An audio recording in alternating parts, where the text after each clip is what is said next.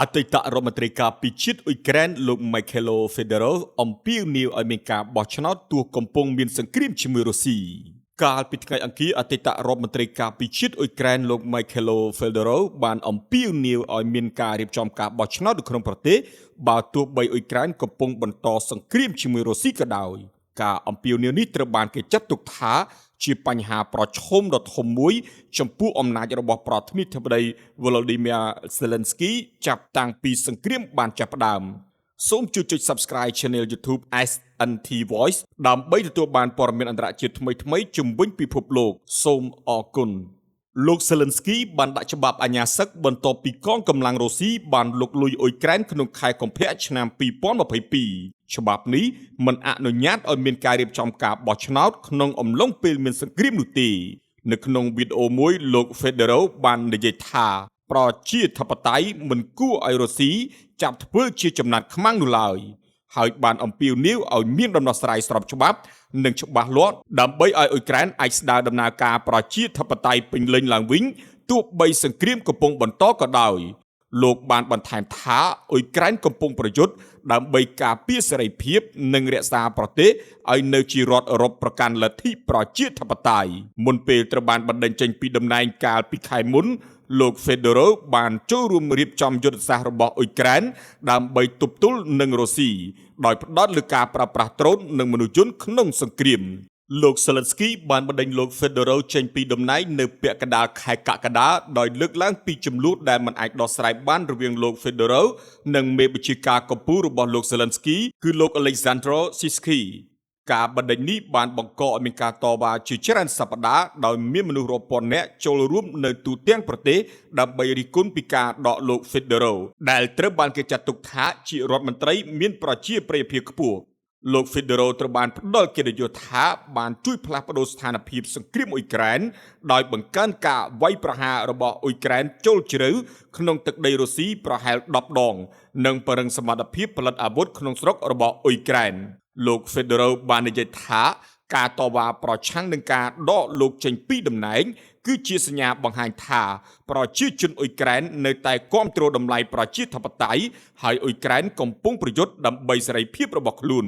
ទោះជាយ៉ាងណាលោក Fedorov មិនបានបញ្ជាក់ថាតើលោកមានផែនការចូលរួមក្នុងការបោះឆ្នោតឬឈរឈ្មោះសម្រាប់តំណែងណាមួយនោះទេកន្លងមកលោកធ្លាប់និយាយថា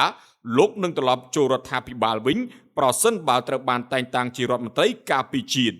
អតីតរដ្ឋមន្ត្រីរូបនេះក៏ទទួលស្គាល់ថាការរៀបចំបោះឆ្នោតក្នុងអំឡុងសង្គ្រាមគឺជារឿងពិបាកជាពិសេសការធានាឲ្យទាហានប្រជាជនដែលរស់នៅក្បែរតំបន់ជួរមុខនិងជនជាតិអ៊ុយក្រែនដែលបានភៀសខ្លួនចេញពីប្រទេសអាចចូលរួមបោះឆ្នោតបានលោក Fedorov បាននិយាយថានេះជារឿងស្មុគស្មាញប៉ុន្តែមិនមែនមានន័យថាมันអាចធ្វើបាននោះទេ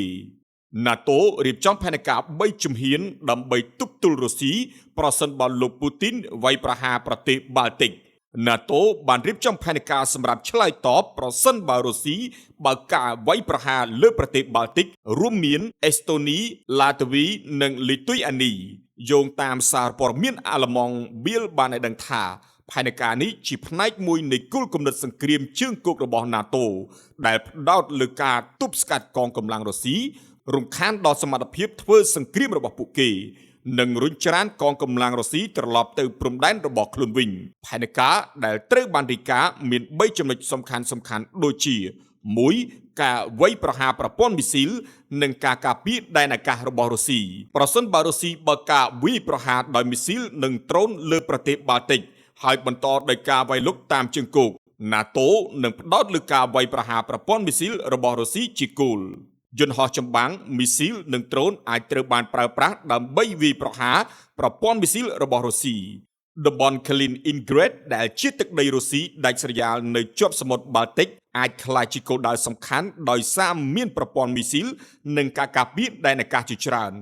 2បង្កើតតំបន់ដ្រូនស្វ័យប្រវត្តិ NATO នឹងបង្កើតតំបន់ការពារស្វ័យប្រវត្តិនៅតាមព្រំដែនជាប់រុស្ស៊ីនិងបេឡារុសតំបន់នេះនឹងដើរតួជារបាំងការពារដោយប្រើដ្រូននិងយានយន្តយោធាគ្មានមនុស្សបើកដើម្បីរារាំងកងកម្លាំងរុស្ស៊ីដែលកំពុងឈានទៅមុខកងទ័ព NATO នឹងមិនឈរជើងជាអចិន្ត្រៃយ៍នៅក្នុងតំបន់នេះនោះទេប្រសិនបើកងកម្លាំងរុស្ស៊ីនៅតែបន្តវាយលុក ប្រព័ន្ធគ្មានមនុស្សបើកនឹងត្រូវប្រើដើម្បីបន្ថយល្បឿននិងការការពារពីការវាយប្រហារ 3. វាយប្រហារហេដ្ឋារចនាសម្ព័ន្ធយោធារបស់រុស្ស៊ីជំហានទី3គឺជាការវាយប្រហារទៅលើគោលដៅយោធានៅក្នុងទឹកដីរុស្ស៊ីដោយអាចរួមមានអាកាសយានដ្ឋានរោងចក្រផលិតសពាវុធស្ពាននិងផ្លូវរថភ្លើងដែលប្រើប្រាស់សម្រាប់ដឹកជញ្ជូនកងទ័ពនិងសម្ភារៈយោធាផែនការនេះក៏អាចបញ្ជូនកងកម្លាំងពិសេសរបស់ NATO ដើម្បីវាយប្រហារលើទីតាំងយោធាសំខាន់ៗរបស់រុស្ស៊ីផងដែរលើពីនេះ NATO អាចបង្កើតស្ពានអាកាសសម្រាប់ដឹកជញ្ជូនដ្រូននិងប្រព័ន្ធយោធាមនុស្សយន្តតាមយន្តហោះចូលទៅក្នុងទឹកដីរុស្ស៊ីដើម្បីវាយប្រហារមូលដ្ឋានយោធានិងអាកាសយានដ្ឋាន NATO អះអាងថាគោលដៅគឺការពារមិនមែនកាន់កាប់រុស្ស៊ីនោះទេផែនការដែលត្រូវបានរាយការណ៍នេះមិនមានគោលបំណងឲ្យ NATO ចូលកាន់កាប់ឬដណ្ដើមយកទឹកដីរុស្ស៊ីឡើយគោលដៅគឺទប់ស្កាត់ការវាយលុករបស់រុស្ស៊ីនិងរុញច្រានកងកម្លាំងរុស្ស៊ីត្រឡប់ទៅព្រំដែនរបស់ខ្លួនវិញផែនការនេះក៏បានបង្ហាញពីការផ្ដោតកាន់តែខ្លាំងរបស់ NATO លើការទប់ស្កាត់សង្គ្រាមអ្នករៀបចំផែនការយោធារបស់ NATO ជឿថាការទប់ស្កាត់នឹងមានប្រសិទ្ធភាពខ្លាំង